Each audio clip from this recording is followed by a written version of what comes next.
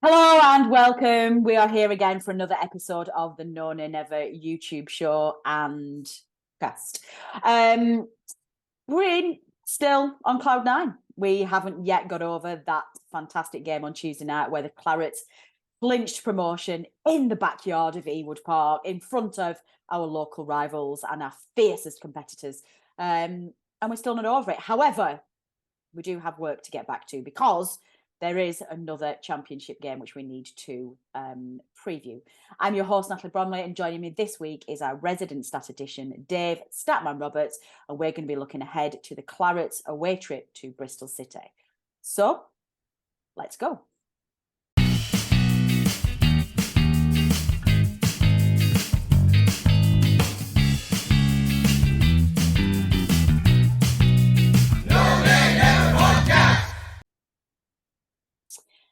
Dave, are you still on cloud nine? How are you feeling? I'm still giddy. I can't get off my phone. I can't stop watching content. It's amazing. Yeah, there's been plenty of content, hasn't there? All the post-match celebrations and everything afterwards, and special editions of the Burnley Express coming out on Friday. It'll keep going and going and going for quite a while. And then the news of the parade as well, obviously, coming up as well. The Tuesday after the last Cardiff game of the season. Yes, correct. I mean, I've just been a massive fan of the club's content all season. I think our media team are absolutely incredible. I think the team that they've now got in there to cover socials and the content that they put out on social media is absolutely incredible. But this week has just been something else, hasn't it? Just everything has just landed perfectly, and I've just been loving being a Burnley fan this week. Yeah, what happens on the pitch has been great, but yeah, all the surroundings of it, and yeah, it's a different era, isn't it? You think back to promotions of previous times, and you maybe got a few photographs afterwards, and that was it. Whereas now it kind of yeah, you're getting all sorts, and yeah, it's there to watch for years to come. It'll be a the club's legacy. Moved on. The club understands what it needs to do to stay relevant and to be modern and to deliver to its fans the content that it craves. It understands what we want as individuals, as consumers, I guess. Yeah, I think it always has to an extent, but it's been resourced better. Obviously, it's resourced much more now than it was in the past. I think the ideas were previously there, but perhaps there wasn't the mindset to do much or to do as much about it. And now, obviously, it is a different era, and that is a much higher priority. And yeah, we see a lot coming out of the club, which is good for everyone, whether you're a local fan or anywhere around the world. You see what's going on at Burnley Football Club. Yeah, definitely.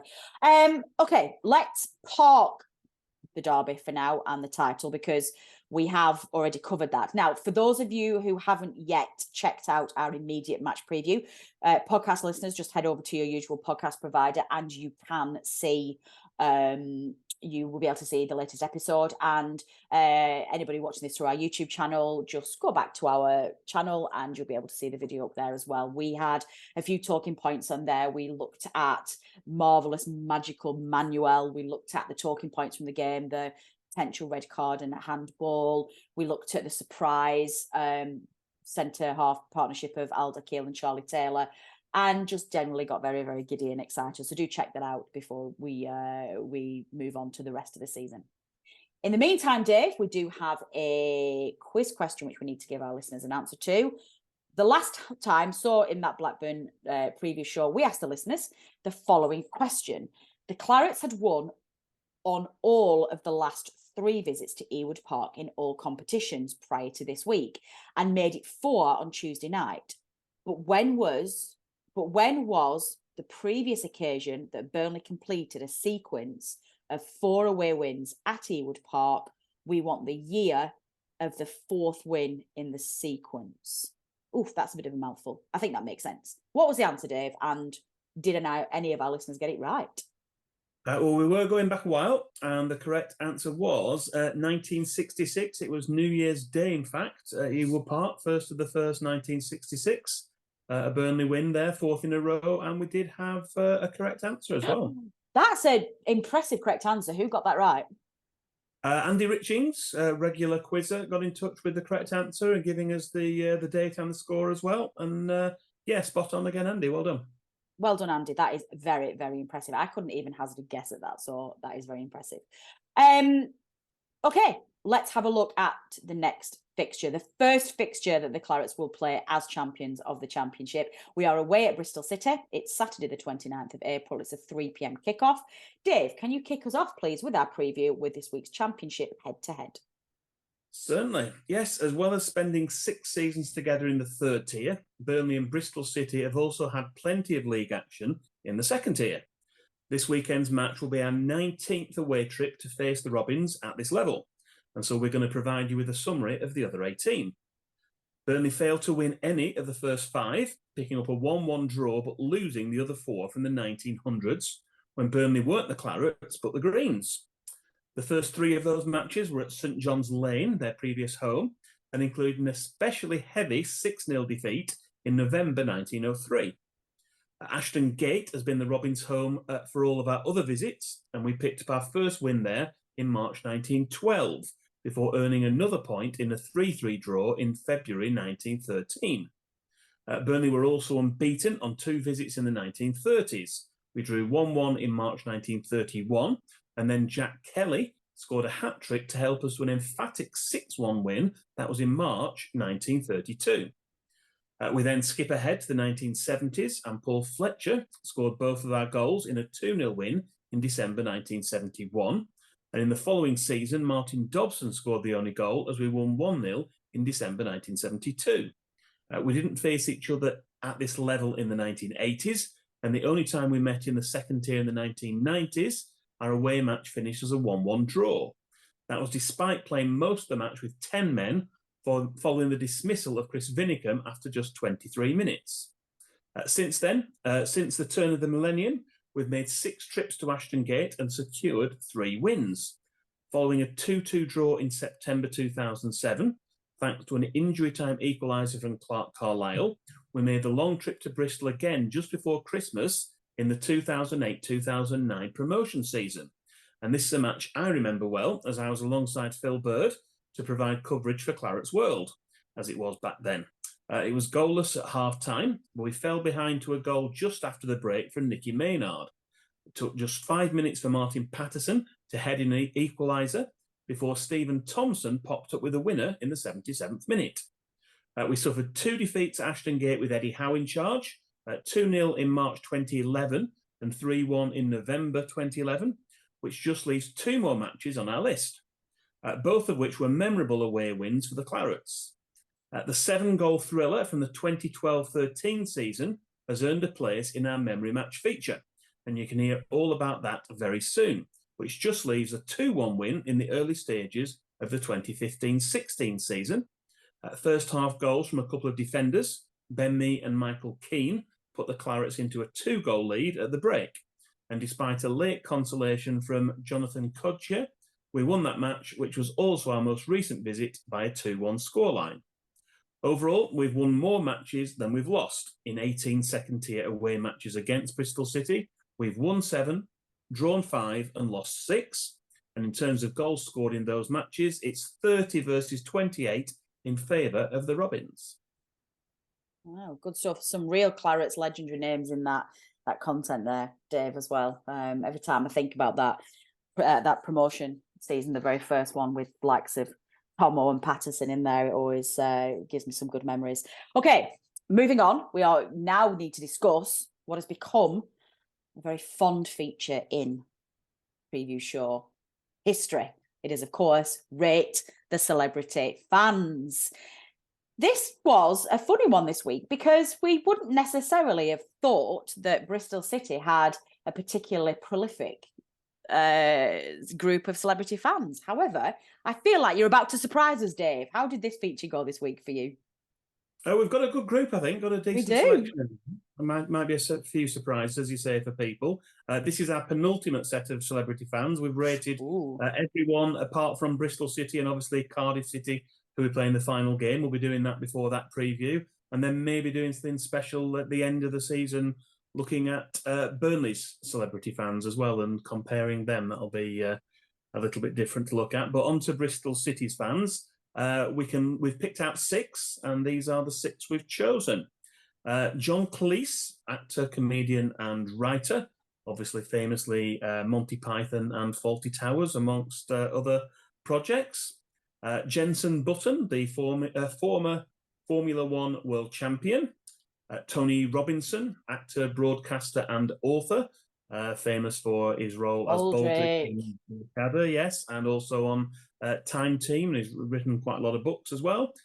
Marcus Trescothick, the former England cricketer, he's also an honorary vice president of Bristol City, so he's definitely a fan. He's definitely worthy of inclusion. Well, hang on a minute. Does that not fall in owner category? Honorary vice president, no. That is suspiciously similar to the mantle of owner, David. You make these rules up as you go along, I swear to goodness. You're going to have more of a axe to grind, perhaps, with the 6th name on the list as usual. Let me have it. That was 4. So number 5 was Jonathan Pearce, football commentator, high-profile football commentator. And then number 6 is Banksy, the enigmatic street artist. Hang on a minute. Okay. Possibly made-up person. Nobody knows who he is. How on earth do you know that he's a Bristol City fan? What is this nonsense? Well, when you read up about these things and where he's done projects and one thing or other, and also Bristol Rovers fans defacing his art because he's allegedly a Bristol City fan. So, yeah. I'm not having this. That's honestly, listeners, your task for this week and for your summer homework project is to come up with a set of rules that Dave Roberts has to actually follow for the celebrity fans or any other feature that we do next year. Because quite frankly, I've lost all control of him.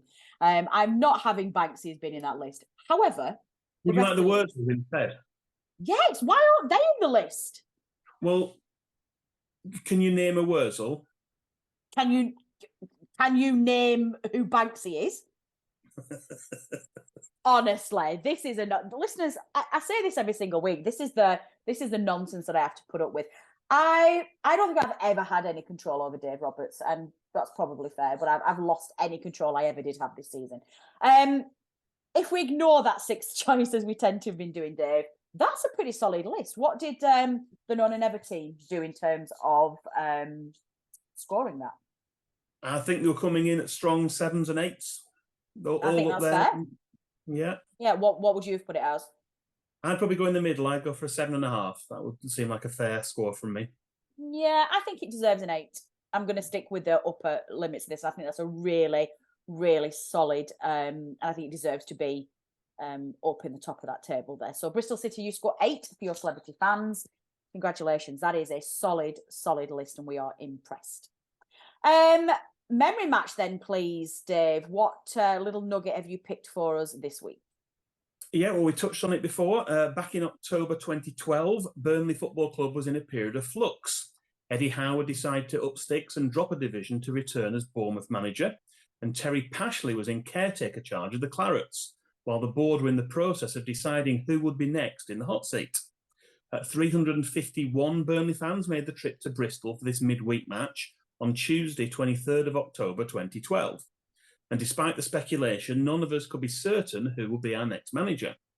Meanwhile, the Robins were managed by Derek McInnes, and there was a familiar name on the team sheet for the opposition. Can you think who that might have been? Heaton? Yes, future Claret Tom Heaton was in goal for the home side. The match kicked off at 7:45 p.m, and within 10 minutes, we'd taken the lead.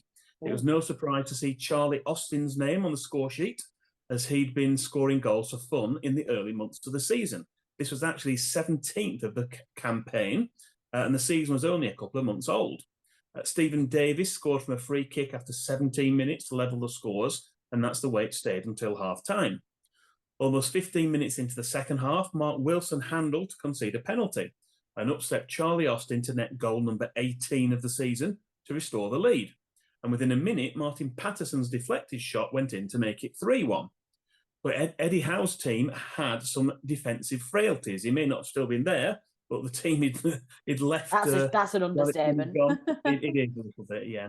After Michael Duff was penalised for holding in the box, Sam Baldock put away the resulting spot kick to pull one back with 13 minutes remaining, and it looked like Burnley might hold on for the win. But after Albert Adoma's free kick came back off the crossbar, Paul Anderson put away the rebound to make it 3-3. This was in the 90th minute, but there was still time for Pashley's Clarets to somehow find a win, as Kieran Trippier's cross was headed in by Chris McCann from an acute angle for a late winner in the 6th minute of added time. Following the win, Burnley climbed to 14th place in the table, although the general feeling was that the new manager, whoever he was, would have a tough task ahead of him, especially defensively. But as we now know, it worked out well in the end. Yeah, definitely. It definitely did. God, all the chills. It's difficult, isn't it? Because there's been so many incredible moments in Burnley's history over the past decade. And this week we've just been on cloud nine. It just feels like this never happens to us as Burnley, and it's incredible for our new fans because they're just enjoying wave after wave of success, and long may that continue. But for a lot of us from a certain generation, when we're used to difficult times and being the struggles, there's almost that kind of little worry in the back of your mind, isn't there, that it's going to get taken away from you, I think. Well, we'll enjoy it well. Yeah, definitely. Don't get me wrong. Those fears are melting away. Each time I feel like we're good now. But yeah, I still have that Burnley fan in me. Referee then, please, Dave. Who's in the middle? We've got David Webb of Stanley in Durham. He's back again. He'll take charge of a Burnley match for the 4th time this season. We drew the first of those. That was 1-1 at home to Stoke City, but we won the other 2.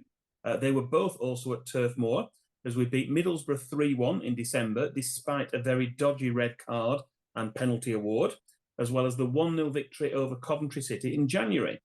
In total, David Webb has refereed 10 Burnley matches, which have resulted in 7 Burnley wins, 1 draw and just 2 defeats, although they were back in 2010 and 2012.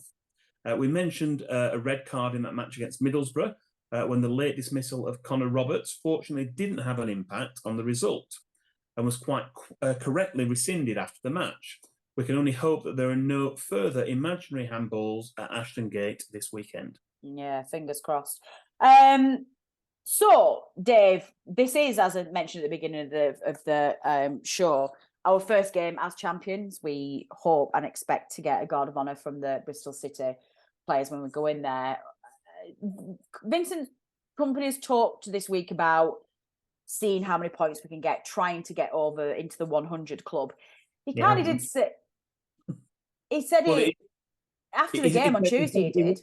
He said, well, in the pre-match interview for this, he said he wasn't focusing on the points, he's focusing on the game. So from his point of view, he's changed his tune. Not really the focus. Well, immediately after the game on Tuesday, they did talk about trying to get as many points as they can, and that was definitely the message coming out of the club.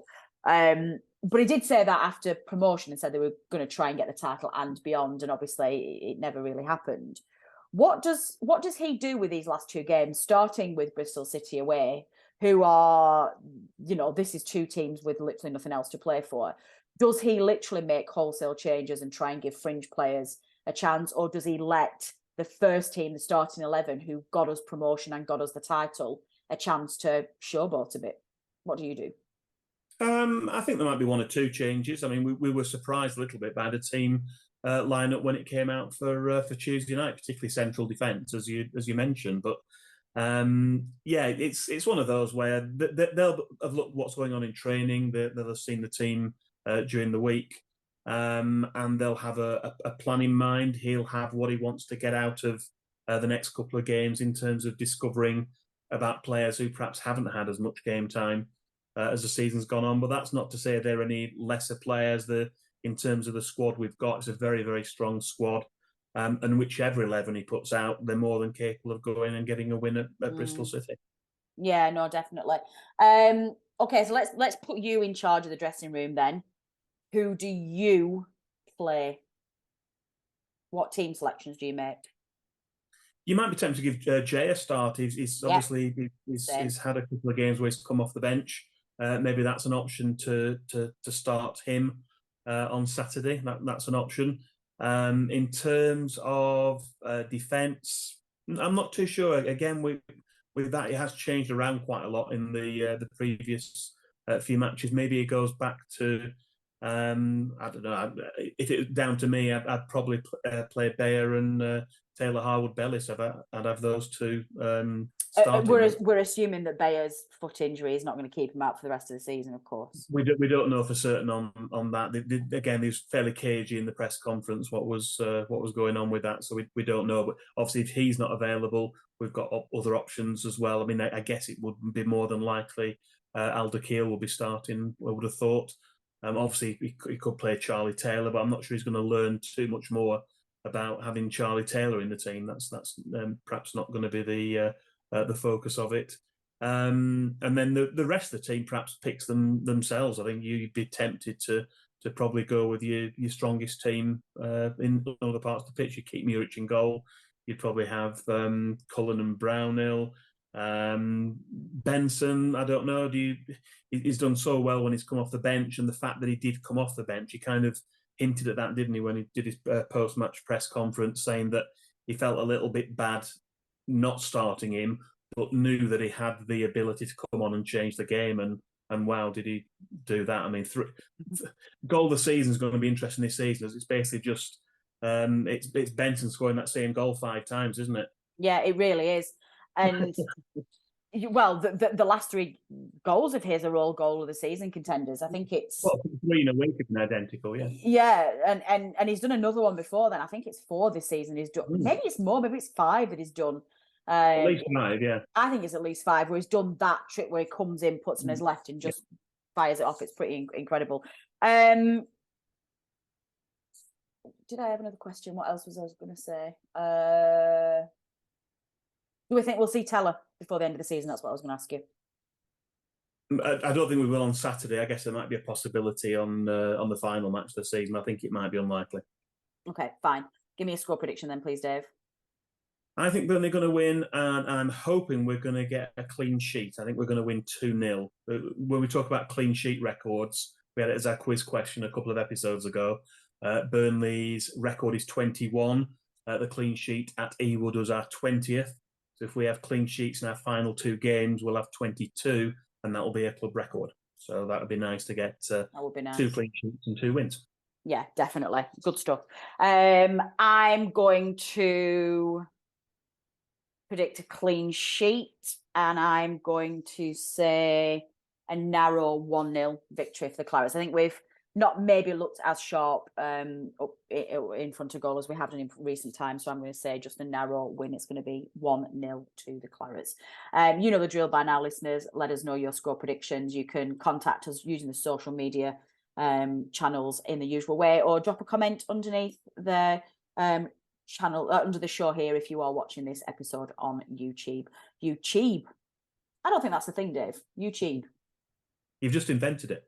I've just invented it. This is a new video sharing platform created by the team at No Nay Never, and it's exclusively just for us, YouTube.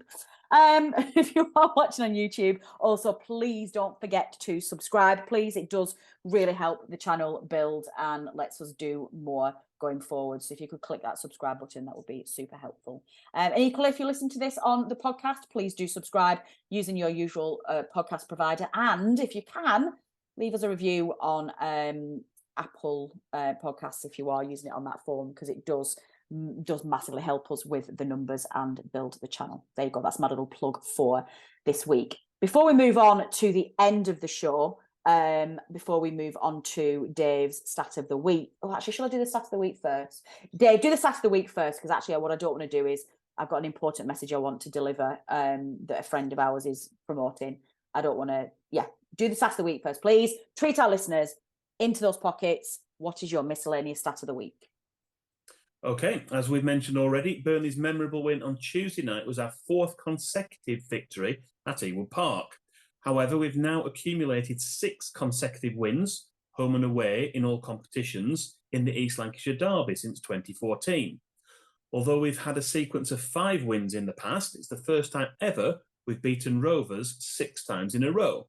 Here's to making it 7 whenever in the future that might be. Yeah, definitely. Amen to that. We're going to finish off the show with our usual quiz question, as we normally do. But before we go, I do want to just give a quick shout out to a new project that one of the OGs is doing. All of you regular long-term listeners will remember young Adam Howarth, who was one of the original No Nay Never team who created the channel and the podcast and the blog as it was back in the day. He has a new project on the go at the moment, which I do want to tell you all a little bit about. It's called Out and Out Football. It's a weekly email newsletter about football and LGBTQ plus identity. Started in early 2023 as a way to demonstrate that football is for queer people as much as anyone else.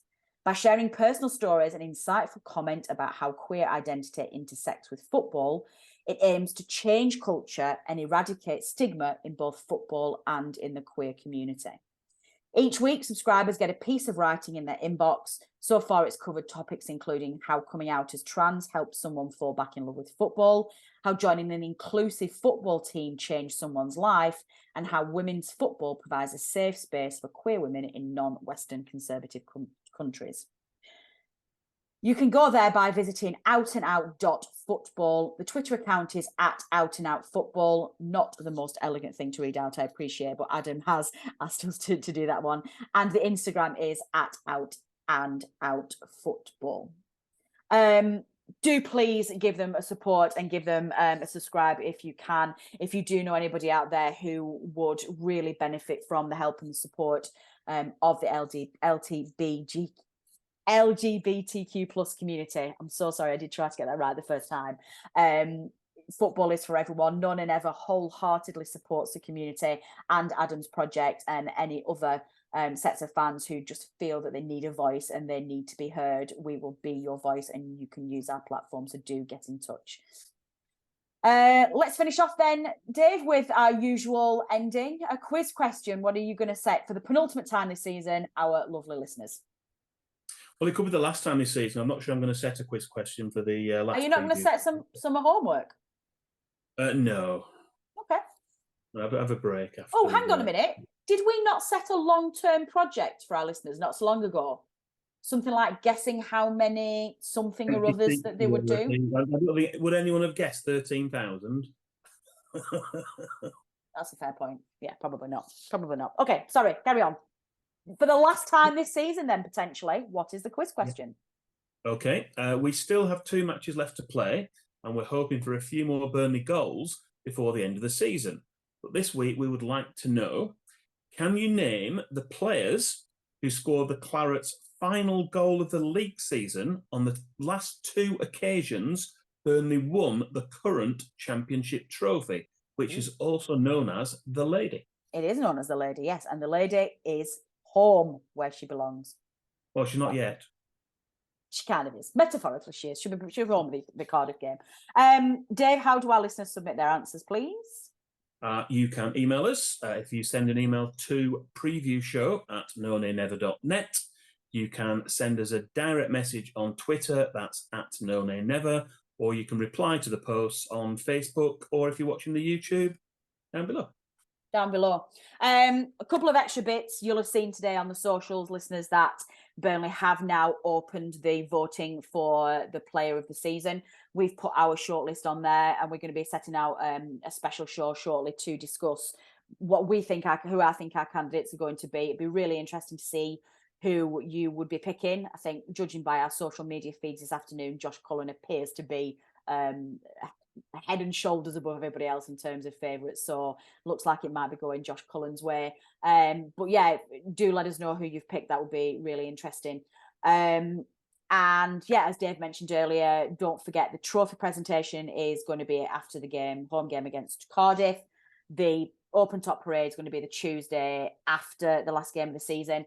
And final call to arms this Sunday, Burnley women are playing at Turf Moor in a historic game. The first time they ever feature on the Turf Moor pitch. We have sold a phenomenal amount of tickets so far. Over 2,500 tickets have been sold. They've released more tickets and opened another stand. This is just fantastic. For those of you who aren't able to make the game, cancel your plans and go. But those of you who really can't cancel the plans, full commentary will be available on BBC Radio Lancashire, where you may hear a familiar voice. That is all we have time for this week. Stay tuned next week for an immediate reaction to that away game at Bristol City, and we count down to the end of the season. I've been Natalie Bromley. This has been the No Nay Never podcast and football show. Until next time. The No Nay Never podcast is brought to you in association with the TalkSport Fan Network.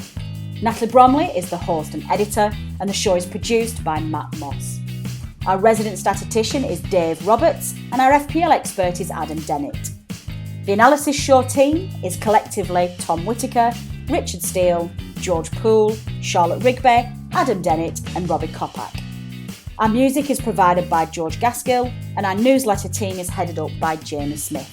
If you don't already, you can subscribe to our newsletter by visiting nonaynever.substack.com. Our thanks as ever go to our partners TalkSport. We are as ever proud to be part of the TalkSport Fan Network.